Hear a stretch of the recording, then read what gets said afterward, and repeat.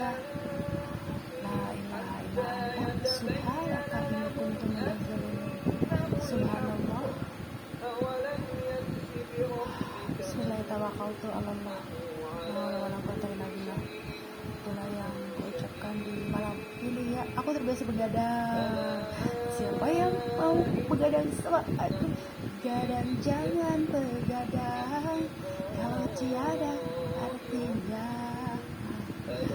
Begadang boleh saja,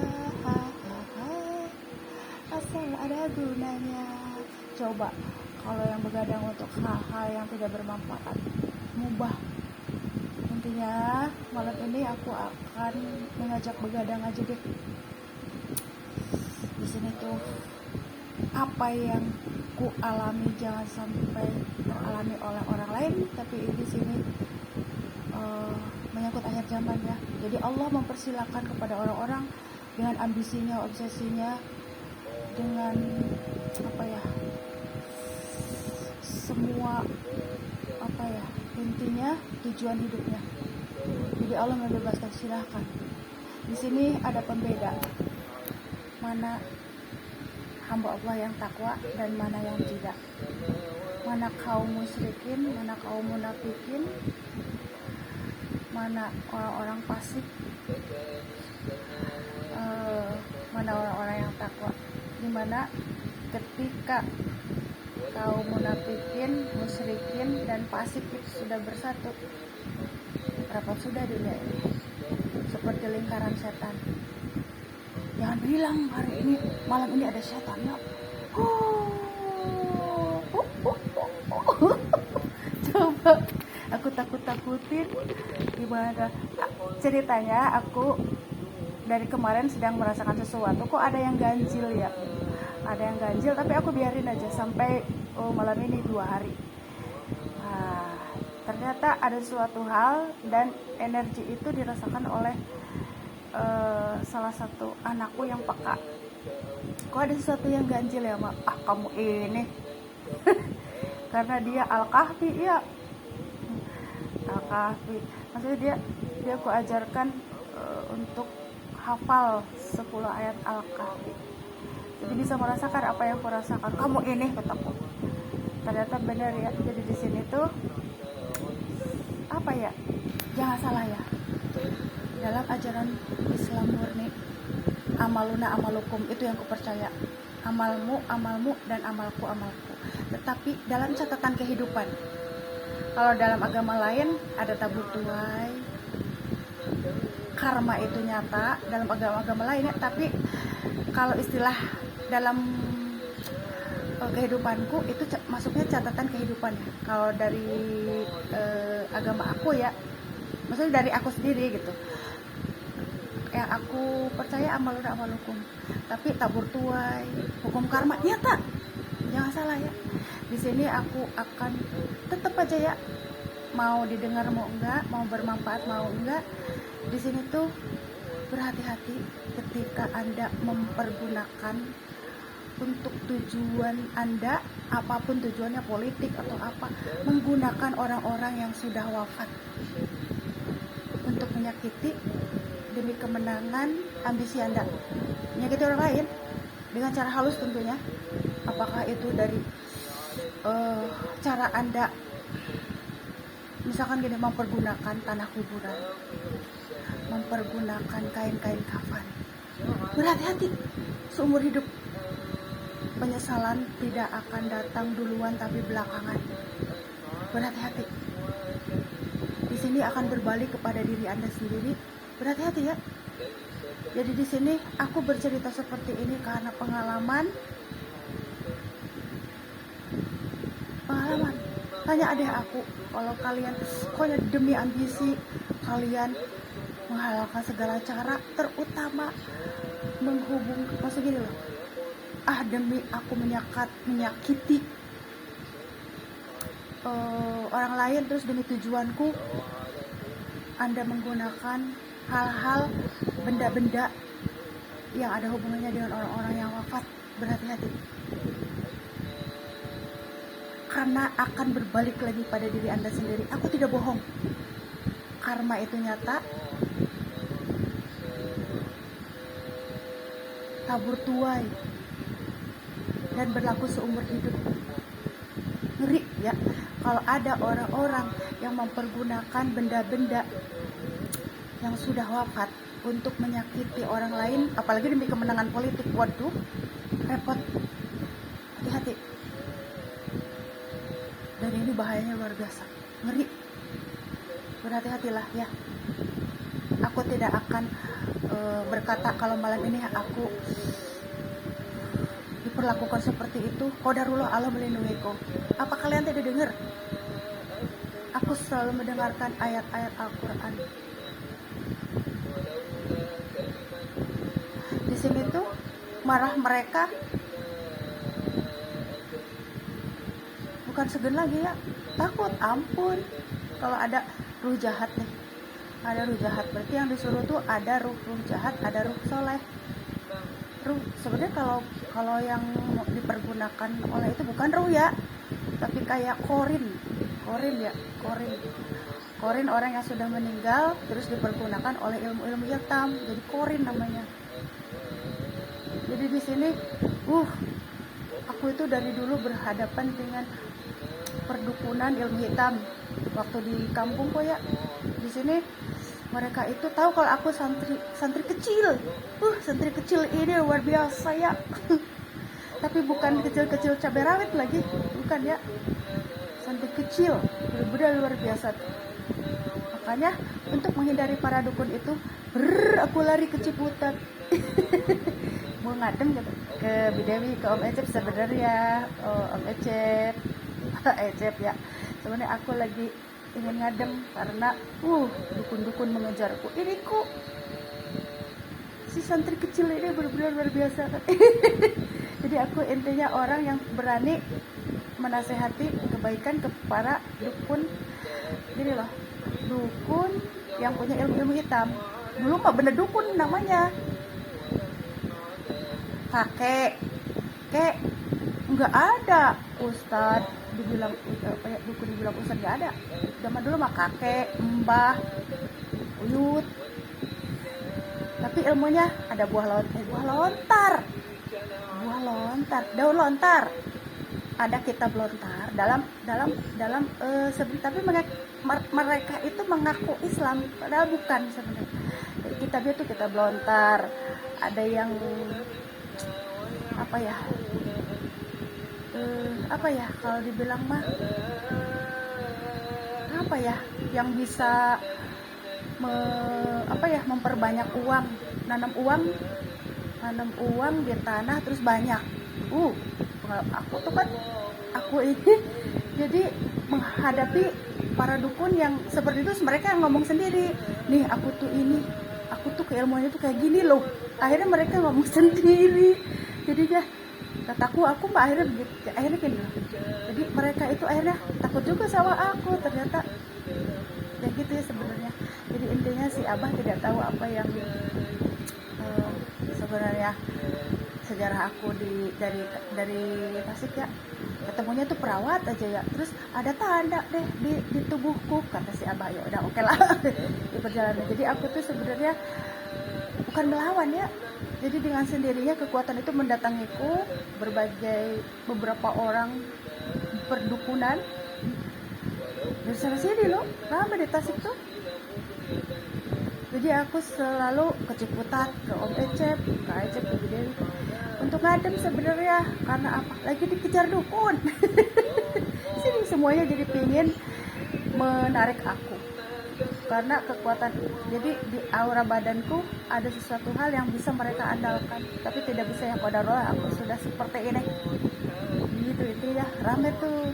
Si Abah gue baru tahu, tapi si Abah mah aku ini hanya wanita biasa kalau di si Abah ya, di dalam kehidupan si Abah. Tetapi kalau ada orang yang meninggal nih, kalau mau tahu ilmu aku, meninggal dulu. Siapa yang mau meninggal? Terus sebelumnya bertamu, jangan bilang ya. Ngeri. Kalau ada paranormal yang bilang, kata kamu akan, aku udah terlalu sering ya, ada yang minta maaf. Teh minta maaf ya teh. Biasanya yang orang udah lama ya, minta maaf. ada 2 orang, terus ada yang minta disedekahin, terus ada yang titip pesan juga bahwa anaknya itu jangan digalakin, kata semenjak aku meninggal anaknya dibentak-bentak, hei siapa yang mau nitip pesan sama aku. Karena dia berencana mau menikah lagi, anaknya itu digalakin. Ini cerita aku ya, selama di Bekasi sini aku menerima pesan-pesan dari orang-orang yang sudah meninggal dari berbagai aliran ya. Kalau ditengin yang soleh-soleh mending, nah kalau yang enggak luar biasa ngeri. Besok kalau mau tahu keilmuan aku, meninggal dulu. Kalau dikatain seperti itu, Umi kok ngomongnya kayak gitu, pernah ya di sini ya ada si Om, kalau enggak si Mbak lah waktu itu. Pasti Umi kok ngomong begitu, enggak mau lah katanya, masa harus meninggal, karena itu ilmu rohani ya. Coba Anda meninggal dulu baru Anda tahu ilmu aku keluar. Sekarang si Abah juga begini, kok mama bisa didatengin almarhumah, terus bisa misalkan ada permasalahan keluarga, ibunya si Abah baru tuh, terus ada di sini tetangga aku waktu itu, si Abah nggak ngerti waktu itu kok motornya nggak jalan-jalan mau jemput anaknya, ternyata minta ditungguin, ruhnya datang ke aku, ngetuk-ngetuk loh, tapi lihat nggak ada. Ngeri ya, tapi itu ilmu rohani ya. Pesan apa yang akan disampaikan? Minta maaf. Kata aku selama hidup emang kenapa? Minta maaf aja, aku tidak tahu. Ternyata dibawa politik loh. Jadi dia dipergunakan politik selama hidup. Asalnya dia orang bager, soleh ya, tapi dimanfaat politik, akhirnya meninggal dalam keadaan dia sedang apa ya? Kalau kita mah aku tidak tahu ya apa yang terjadi, tapi dalam keadaan dia sedang berpolitik dan menyakiti orang, tapi di sini mungkin mau bertobat ya, akhirnya minta maaf. Termasuk ke aku yang minta maaf. Oke, kata aku. Ngeri. Coba ilmu rohani ya. Nah sekarang kalau ada orang yang mempergunakan misalkan santet, santet ya ke aku, terus menggunakan orang yang meninggal, ilmu ruh berhadapan dengan ruh orang yang bukan ruh orang. Kalau yang itu korin yang dipakai oleh ilmu-ilmu hitam itu bukan ruh tapi korin ya, jin-jin korin gitu. Hati-hati, ngeri ya kalau ada. Bukannya kalau aku mah cuek-cuek aja ya, yang penting kita mah punya doa-doa buat menangkal, hati-hati. Tapi ini akhir zaman ya, banyak sekutu-sekutu ya, bersatu dengan iblis, ngeri ya, ngeri. Apa mereka tidak berpikir ke 7 turunan ke depan? Ngeri sekali. Inilah ya kisah hidup aku, sehingga aku harus utarakan ini di media biar kalian tahu sebagai pelajaran hidup yang berharga dalam kehidupan. Ngeri sekali kalau kalian bersekutu dengan maksudnya gitu loh, demi ambisi keduniaan ini, akhirnya menghalalkan segala cara, karena akan berbalik. Apalagi menggunakan orang-orang, benda-benda orang-orang yang sudah meninggal. Ngeri. Alhamdulillah, qadarullah, kami terlindungi karena kami punya iman dalam hati dan berusaha takwa. Ini ya, jadi itulah yang ingin disampaikan ya malam ini. Segala amal perbuatan akan kembali lagi ke dalam diri kita, tabul tuai dalam catatan kehidupan. Kan ada lauhil mahfud. Lauhil mahfud itu kayak catatan ke alam ini ya. Apa ya kalau dibilang, kalau kita mah tahunya kan Al-Quran, tapi catatan kehidupan begini, hisab. Apa yang dikenal tentang hisab? Aku pun tahunya hisab itu hanya di akhirat. Tetapi ternyata akhir zaman mendekati pada kiamat itu hisab dunia dan akhirat. Hisab dunia dan akhirat, bukan manusia yang melakukan hisab, tapi Allah langsung. Seperti ajab, seperti burka, azab. Hisab tuh dari kiamat-kiamat kecil nantinya mengarah ke kiamat besar. Berarti di sini hisab itu menyangkut dengan kekuatan semesta alam. Seperti begini, ketika kita yang mengaku muslim lah, jangan mukmin, muslim. Kalau mukmin mah terlalu indah dibilangnya. Nih, buat orang-orang yang takwa itu mukmin. Tapi kalau yang muslim itu bisa KTP. Berarti ada muslim abal-abal ya, ada. Di sini tuh ketika ditanya sama Allah di kuburan, yang punya Allah ya, apa kalian bisa menjawab dengan mulut? Tidak. Tidak, tapi di sini amalan kita. Kalau amalan kita banyak, melebar, kuburannya melebar, lega. Kalau amalannya sedikit dan selalu menzalimi orang, dijepit sama kuburannya. Aku tidak ceramah ya, tapi inilah hikmah dari kehidupan yang ku alami itu, untuk sering berbagi agar kita itu saling ngatin dalam kebaikan. Jangan seperti itu, coba perbaiki diri.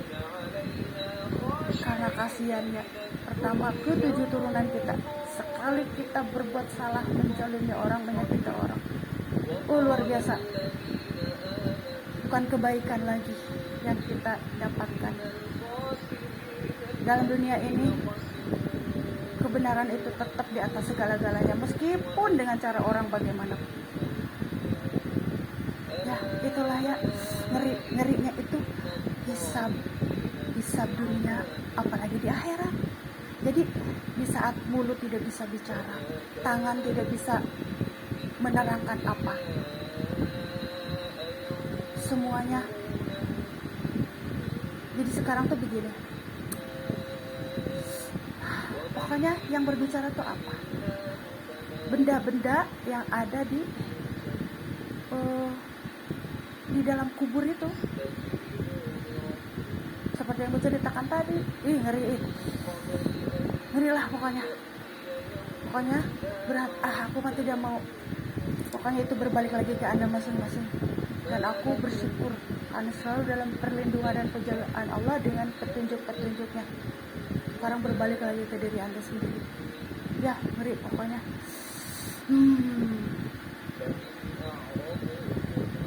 Kalau sudah ngomongin itu sadaqallah lah, puyeng. Ngeri ya, ngeri luar biasa. Sudah ya, itu yang ingin ku sampaikan. Dan sekarang ruh-ruh yang ada ruh soleh mah udah jelas ya, dia mah tidak punya, udah bersih, tidak punya dosa. Tapi ruh-ruh yang seperti dari aliran lain,